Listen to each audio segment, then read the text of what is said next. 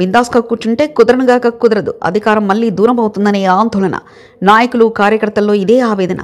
రాజకీయాల్లో శాశ్వత శత్రువులుండరు, శాశ్వత మిత్రులుండరు. ఇది అన్ని రాజకీయ పార్టీలకు, నేతలకు వర్తిస్తుంది.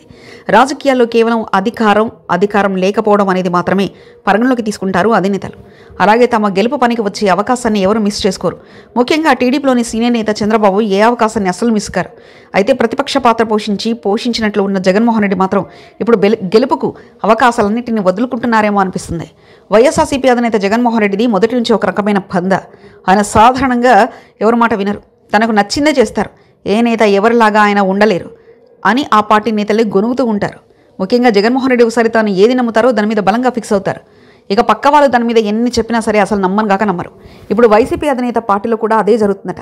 జగన్మోహన్ రెడ్డి మొదటి నుంచి ఉన్న స్టాండ్ను కొనసాగిస్తున్నారు. తర్వాత ఎన్నికలకు 3 ఏళ్ల సమయం ఉన్నప్పటికీ బలపడే అవసరమైన కొత్త వ్యూహాత్మక అడుగులు వేయట్లేదు. ఇప్పటి నుంచే ధీమాగా ఉన్నట్లు కనిపిస్తుంది. కానీ బయట రాజకీయాల పరిస్థితి అలా లేదు.